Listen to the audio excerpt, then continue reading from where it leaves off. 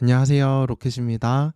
이번 주는 1분기가 마무리되는 날이어서 1분기 상승률을 함께 분석해 보도록 하겠습니다. 이번 1분기 동안은 크게 5가지 테마가 이렇게 움직였었는데요. 가장 많이 움직였던 주목받았던 테마는 반도체 테마로서 이렇게 9종목이 묶였었습니다. 반도체 테마에 관련된 일정으로는 이번에 2월 달에 있었던 MWC 모바일 월드 콩그레스라는 일정이 있었고요. 그리고 3월 달에는 엔비디아의 연례 행사가 있었습니다. 그러면서 이렇게 묶인 종목들의 소테마로는 후공정, 팹리스, 그리고 필옵틱스와 관련 있는 유리기판 관련주가 이렇게 묶인 것을 볼 수 있었고요. 그 다음은 제약바이오 테마는 이렇게 6종목이 묶인 것을 볼 수 있는데요. 이렇게 HLB 그룹주들이 많이 포진된 것을 볼 수 있었습니다. 이렇게 HLB 그룹주가 움직이게 된 배경으로는 미국 FDA가 5월 16일까지 리보세나닙이라는 약물을 허가할 것이다 라는 전망 때문에 이렇게 기대감으로 올해 1분기에 많이 움직인 것을 볼 수 있었고요.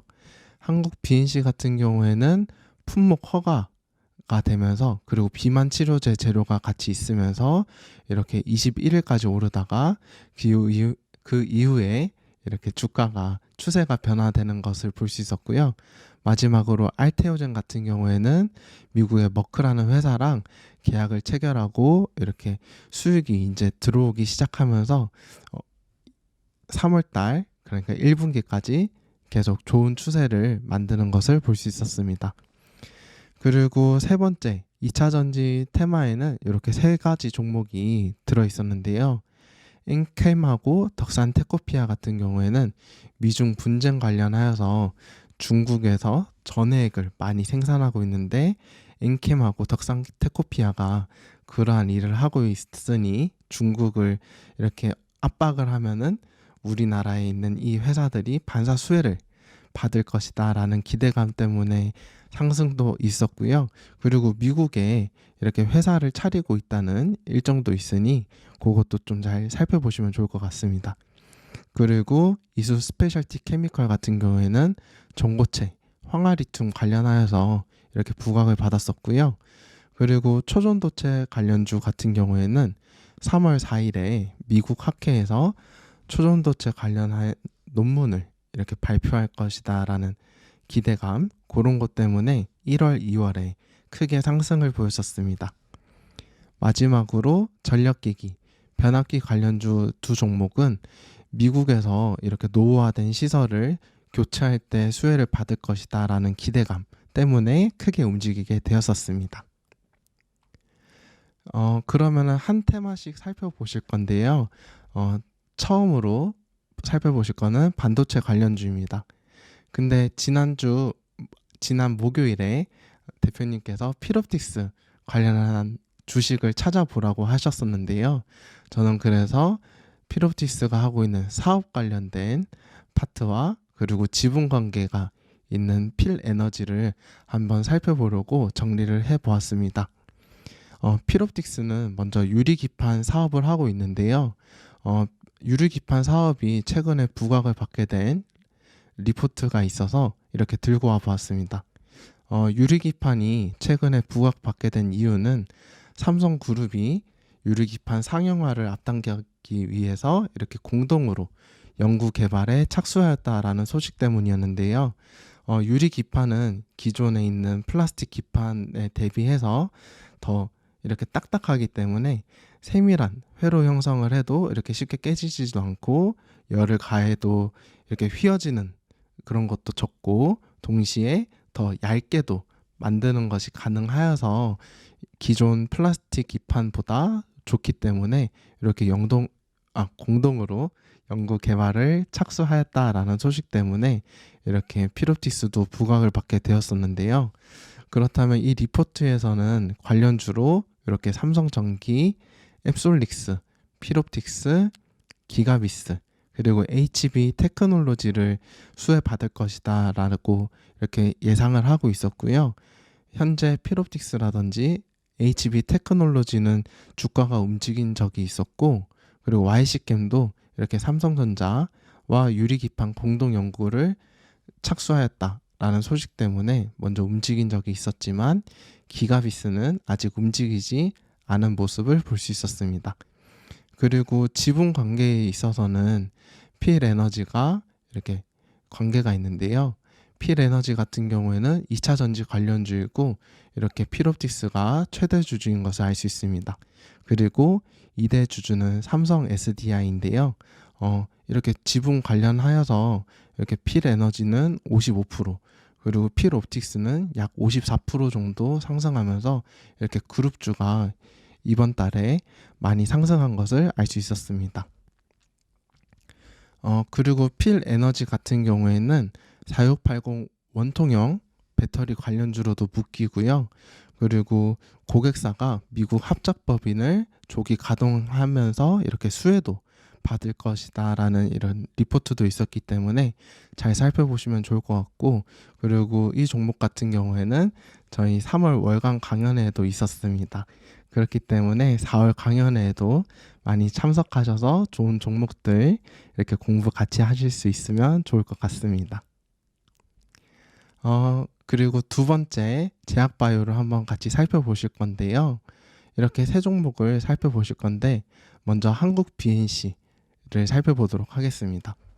한국 BNC 같은 경우에는 여기서 정별을 만들고 비만 치료제라든지 그리고 식약처 보톡스 관련한 제품이 품목 허가 받는다라는 소식 때문에 이때 21일까지 이렇게 크게 상승을 하다가 요 재료가 나오면서 이렇게 추세가 톡 하고 완전 바뀐 것을 볼 수 있는데요.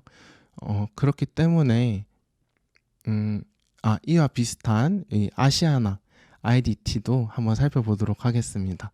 아시아나 IDT 같은 경우에도 이렇게 2월 14일에 여기에 유럽에서 대한항공과 아시아나 합병심사 예고일이 이렇게 일정이 있었고, 그 전에 이렇게 기대감으로 움직이다가 일정 당일 이날 이렇게 상승을 위에 십자형 이렇게 봉을 만든 다음 이렇게 추세가 바뀐 것을 볼 수 있었는데요.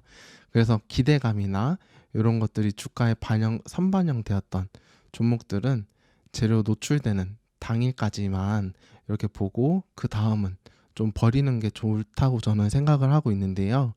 그래서 HLB 같은 경우에는 이렇게 스케줄이랑 제약바이오로 둘 다 묶여있는 종목인데 5월 16일이라는 일정이 있고 그 전까지는 1차, 2차, 뭐 3차 한 번 더 상승도 보일 수 있지만은 5월 16일 전에는 조금 정리를 하는, 만약에 들고 계시다면 정리를 하는 것이 어떨까라는 생각을 한번 해보게 되었습니다. 이제 두 번째 3월 월간 상승률을 한번 살펴보실 건데요.